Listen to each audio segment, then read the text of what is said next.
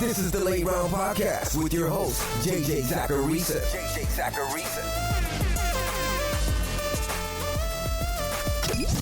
What's up, everyone? It's JJ Zacharisa, and this is episode 697 of the Late Round Fantasy Football Podcast, sponsored by FanDuel.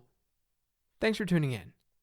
Before getting to this week's transactions, I want to let you know that the Week 8 NFL Sunday Million is officially live on FanDuel.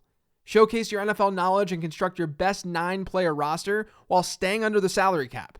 Then follow along using FanDuel's live scoring feature to compete for your share of $1.4 million in cash prizes, including a cool $250,000 first place prize, all for just $5.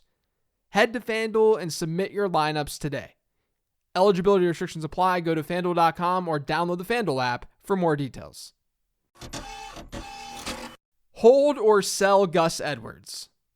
So chances are Gus Edwards' valuation is all over the place after Week 7.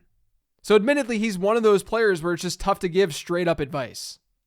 But I will say this, if you can get a huge return after that performance against Cleveland, I'm all for it. But I don't think he's just going to go away either. It's more that if there was one way that I would lean more sell than buy. Because his peripherals really weren't that great against the Browns. He saw 48.5% of the team's running back rushes, and he had a 6.3% target share. And he also played just 36.5% of Baltimore's offensive snaps. Those are not good numbers. And the Ravens also faced the Browns. The Browns have been pretty bad against the run. They currently rank as the third most advantageous matchup for running backs in adjusted fantasy points allowed this year. Now, maybe Edwards begins to see more work in that backfield because he is coming off an injury. I think we should expect that, to be honest. We should expect Gus Edwards to see a little bit more work. The problem is we know that Baltimore splits their backfield up. It's been a consistent theme. And there's still a chance that Dobbins returns later in the season. And that would cap Edwards' ceiling during the fantasy playoffs. Now, judging by some of the rest of season rankings that I've seen from analysts, my inclination is that he's more of a hold than a sell. Just given where I'm probably going to rank him and where other people have him. But I would rather have a player like Devin Singletary than Gus Edwards rest of season, if that helps a little bit to give you some context. And obviously, if Edwards is on your waiver wire, add him. Buy Chris Godwin. Chris Godwin has finished as a top 30 wide receiver in PPR leagues in 4 straight games. The problem is that he hasn't ranked higher than wide receiver 21. And it's strictly because he's not finding the end zone. He's seen elite target shares of 32% and 27% over his last 2 games. But he's yet to find the end zone this year. And that largely has to do with the Tampa Bay offense as a whole. Because they've been kind of bad. Pre-Monday Night Football, only the Steelers and Broncos have been worse at converting touchdowns per drive this year than the Buccaneers. And hey, maybe that continues. But I have a lot more faith in Tom Brady turning his offense around than other quarterbacks turning their offenses around. Like, look at some of the teams ahead of the Bucs when looking at converting touchdowns per drive. You got Carolina, Houston, Washington. I trust Tom Brady a lot more than the quarterbacks in those offenses. And the other thing, too, is that we can look at this Bucs offense and see some regression coming. They rank a lot higher in scoring rate per drive. That includes field goals. They just haven't been able to convert into touchdowns. Godwin seems back and healthy. I'm going to bank on this favorable regression and hope that he can start finding the end zone a little bit more. Hold Isiah Pacheco. You know, as I always say on the show, at the end of the day, running back usage comes down to a coaching decision. We can only do so much on the evaluation front. We don't know exactly how a team is thinking about their backfield and how they want to deploy their running backs. If a coaching staff wants a committee, they can have a committee. It's a little bit different at wide receiver. This past Sunday morning, NFL Network's Ian Rappaport reported that the Chiefs were planning on starting Isiah Pacheco. And it wasn't a situation of, oh, cool, he's going to get the first touch of the game. I've seen that a lot out there. People are saying that, oh yeah, the report was that he was just going to start. No, that wasn't the report. There was more to it. Rappaport said the following on NFL.com before the main slate of Week 7 games. He said, quote, Isiah Pacheco took the first team reps in practice this week and is expected to be the starter at running back in Sunday's game versus the 49ers, sources say. Pacheco will replace former first-rounder Clyde Edwards-Helaire, who will still have a key role in the offense. Kansas City often rotates backs, and both are expected to see significant snaps. The transformation has been swift for Kansas City, which began the year featuring Edwards-Helaire and Jerick McKinnon with a splash of Pacheco.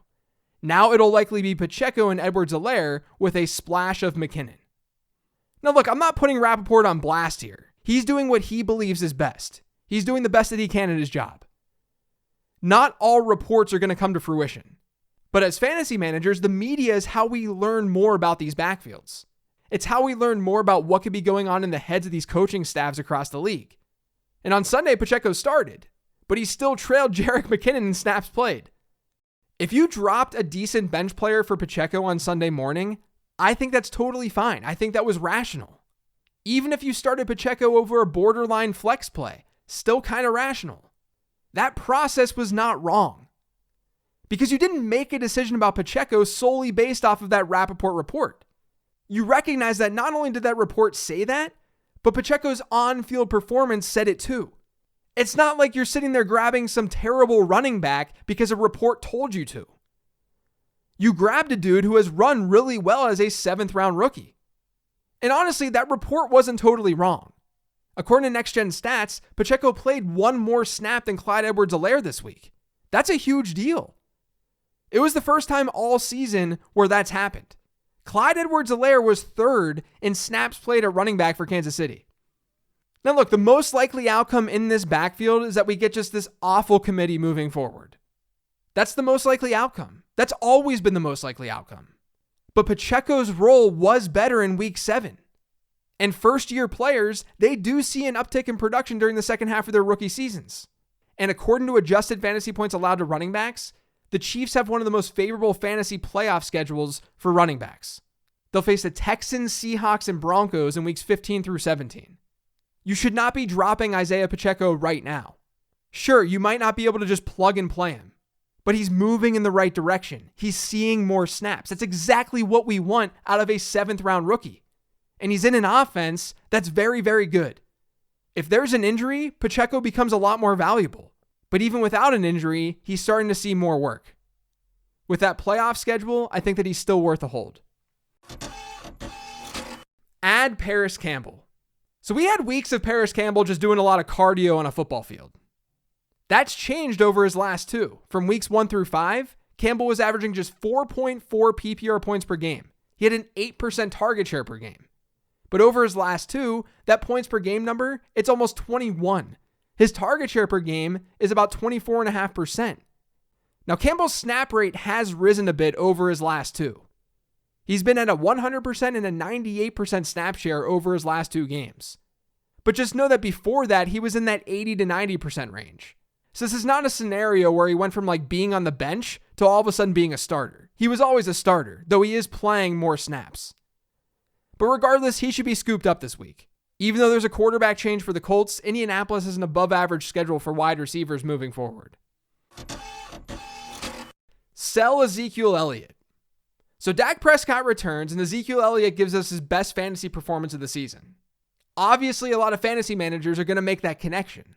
They're going to say that Zeke's Week 7 success had to do with Dak Prescott returning. And while that definitely helps, it's definitely not everything either.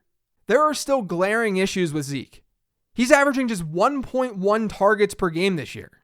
His target share is just 3.6% per game. He's been below the 3% target share mark in each of his last 3 games. Just for a comparison, he averaged 3.8 targets per game last year. Remember, he's at 1.1 this year. His target share per game was 9.6%. Again, this year, 3.6%. Dallas is also coming off a game against the Lions. The Lions have been horrible against running backs this year. It's not a huge surprise that both Ezekiel Elliott and Tony Pollard did well this past week. And speaking of their schedules, their short-term one looks fine, but the playoff one, not so much. In weeks 15 through 17, Elliott and the Cowboys get the Jags, the Eagles, and the Titans. The Jacksonville game should be fine, but Philly and Tennessee have both been below average matchups for opposing running backs and adjusted fantasy points allowed this year. Can Zeke be an RB2 from here on out? Maybe. But he likely needs a whole lot more work as a receiver to really hit a ceiling. Add Deontay Foreman and Chuba Hubbard. So I haven't done a 15 transaction show since the Christian McCaffrey trade went down. If you want a breakdown on what I think is going to happen with Christian McCaffrey, I did make a post over on Patreon about that trade over the weekend. Spoiler alert, I love Christian McCaffrey rest of season. But back to the Panthers backfield. We saw the Panthers without CMC for the first time this past Sunday. And I think that both Deontay Foreman and Chuba Hubbard should be added this week. It's not a great week for the waiver wire, but they should be added. Now, Foreman was the player who led that backfield in snaps against Tampa Bay. He had a 54% snap share. But Hubbard was also injured in that contest. But according to Adam Schefter, that Hubbard injury, it's just a minor one. It's no big deal. He apparently could have come back in that game if they needed him. So we're looking at a backfield committee in a mediocre offense. That's not something that you really want to buy into. So if you want to add these pieces and trade them away, I'm all for it. I think Deontay Foreman is one who would be the more obvious sell because he had the better performance. But I do think it's really important to note he had a really bad success rate on Sunday. I know his numbers look fine, but according to NumberFire's expected points model, it was just 27% and Hubbard's was at 67%. It's a small sample size and I probably still do like Foreman more than Hubbard, but it's something to note. So add them this week and I'm totally open to you trading them as well.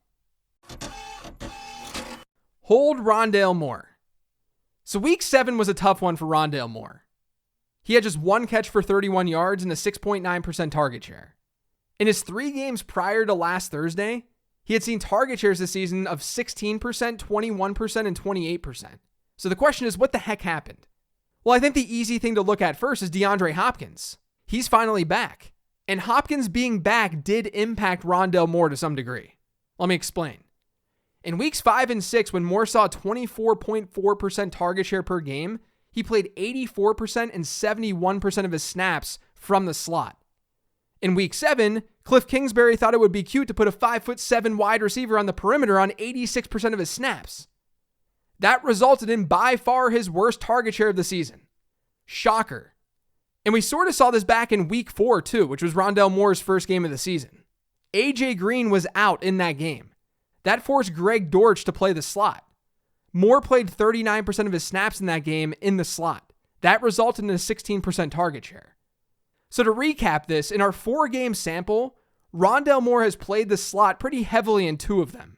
And in those 2 games, his target share per game has been above 24%. In the games where he's played the perimeter a lot more, his target share and his production has taken a huge hit. Which isn't that surprising because he's not a perimeter wide receiver. Sorry for screaming. Now here's the thing, DeAndre Hopkins ended up playing 46% of his snaps from the slot in week 7. Why wasn't Rondale Moore there? I have no idea. That could be some concern for Moore moving forward. I just don't think it's rational. I don't think it's rational to play DeAndre Hopkins in the slot more than Rondale Moore. The big thing is that Arizona decided to bench AJ Green this past week, and Robbie Anderson wasn't caught up and he only played 11 snaps. So what I think is going to happen moving forward is that you get Robbie Anderson playing the outside, DeAndre Hopkins playing opposite of him, and Rondale Moore in the slot. We're still going to see some rotation though. DeAndre Hopkins is going to see some slot snaps. But it wouldn't make any sense just rationally for them to use Rondale Moore as they did in week 7. So I would just hold Moore for now. Don't go dropping him because of his bad performance. Add Khalif Raymond. Detroit pass catchers, they're banged up. Jamison Williams, he's still not back. DJ Chark is on IR. Amon-Ra St. Brown suffered what we thought was a concussion, but it turns out it wasn't a concussion. He exhibited ataxia. That's apparently poor muscle control that causes clumsy movements. So right now, Amon-Ra St. Brown is in concussion protocol, but he didn't suffer concussion, which is good news. The thing is, though, Khalif Raymond played the most snaps at wide receiver for Detroit in week 7. He had a 24% target share. The last time we saw him back in week 5, he had almost a 22% target share. So even if Amon-Ra St. Brown is back this week, I think that Raymond is worth a cheap look off the waiver wire given these recent performances. Buy Cordarrelle Patterson.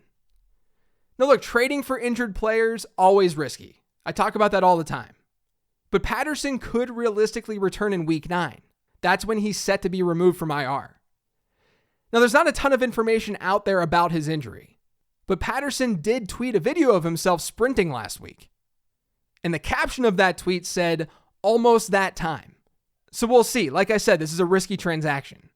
We've learned more about this Falcons offense since Patterson was injured in week 4. Like how Arthur Smith will run the freaking football no matter the game circumstance. This past week was really all the evidence that we need. The Falcons saw an insane negative game script against the Bengals on Sunday. They ran 91% of their offensive plays while trailing by 10 or more points. In that game, Atlanta ran 45 plays. Only 16 of those plays were dropbacks. Atlanta's pass rate, and I'm going to define this by pass attempts divided by total pass and rush attempts, it's currently under 40%. The Atlanta Falcons are pacing to have the most run-heavy team that we've seen in at least a decade. And like I said, after this past week where we really saw this negative game script, I'm convinced this might not stop. And that's especially true when you consider their schedule. The Falcons get the Panthers twice, the Chargers, the Commanders, and the Steelers over their next 5 games. Their schedule is not tough from here on out, which means they could be playing in neutral and positive game scripts, which means more running. And that should all benefit Cordarrelle Patterson, as long as he falls back into a similar role that he had pre-injury. That may not happen. That's another reason why this is a riskier transaction. But teams with Cordarrelle Patterson in your league, they might be struggling right now. They might need a win this week. So send them an offer and see if you can get Patterson for cheap. Add Wan'Dale Robinson. Now, look, I talked about Robinson last week. I talked about him in the preseason. I love me some Wan'Dale Robinson, but I have to talk about him one more time this week. Back in week 6, he saw 4 targets on just 11 routes run. That routes run number jumped to 24 this past week. That was the second highest on the Giants, and he was targeted 8 times. He caught 6 balls for 50 yards, and he played 74% of his snaps from the slot. Wan'Dale Robinson is the Giants' best receiver. He needs to be rostered. Add Daniel Jones. And the guy throwing the ball to Wan'Dale Robinson, he needs to be rostered too. Daniel Jones is coming off a monster 29-point performance. He ran for 107 yards on the ground. He's now averaging more yards per game on the ground than Jalen Hurts. But do you want to hear something even crazier? Through 7 games, Daniel Jones has more rushing yards than Najee Harris. He's essentially adding more than a passing touchdown worth of fantasy points via rushing yards each game. This is why I keep bringing him up on the Sleeper Show each week. Now, up until this point, the Giants have faced the 3rd toughest schedule for quarterbacks according to adjusted fantasy points allowed. Over the next 4 weeks, they have the 5th easiest schedule. And during the fantasy playoffs, their schedule is 8th easiest. Stop sleeping on Danny Dimes. He has a legitimate chance to be far more plug and play than a lot of people realize. Sell Aaron Jones. So like the Buccaneers offense, the Packers offense is also struggling. They're averaging just 2 touchdowns per game offensively when they were over 3 last year. And their yards per drive figure ranks in the bottom half of the league. For the passing attack, it's not going to get that much better in the short term. The Packers, according to adjusted fantasy points allowed to quarterbacks, have a top 5 toughest schedule in the league over their next 4 games because they're facing the Bills and the Cowboys. And things aren't any better at running back either. So enter Aaron Jones. He's coming off a huge game against Washington. And in that game, he had his highest snap share of the season at 74%. So you might be thinking, why would I trade Jones away when he just had a 74% snap share? And it's because we can't bank on that maintaining. And it's the same deal with his target share. His target share was 30% this past week. His previous season high was a little over 14%. What's more likely, that this was just an anomaly, that this was just an outlier type game in terms of usage, or that this is what Aaron Jones is going to be moving forward? Jones does have a more favorable stretch during the fantasy football playoffs in terms of matchups. So keep that in mind if you're looking to trade him away. But if you need wins as soon as possible, I think that he's a good sell candidate. Add Mike Gesicki. So there have been rumors that Mike Gesicki could be traded by the deadline. That's one of the reasons that you might think about adding him this week. But he's also playing more. He's seen his top 2 games in terms of route participation over the last 2 weeks. He went from about a 53% rate across his first 5 games to a 77% route participation rate over his last 2. There was a chance that his week 6 usage was because Durham Smythe was out, but it held week over week. And that increase in routes run per dropback, that's translated into Gesicki's 2 largest target share games of the season. So we have some outs here with Gesicki. He could be dealt. If a team trades for Gesicki, they're probably going to use him. or this could be the start of him having a larger role in that Miami offense. He's still out there in about 60% of Yahoo leagues, so he should be added this week. Add Irv Smith. Another tight end who's rostered in about 40% of Yahoo leagues is Irv Smith. He's seen really consistent target shares all season long. He hasn't fallen below 11%, or he hasn't gotten above 18% since week 1. In week 8, though, Minnesota gets Arizona. The Cardinals are the second best matchup in adjusted fantasy points allowed to tight ends this year. We saw what Juwan Johnson did to them last week. So Irv Smith is a good streaming choice.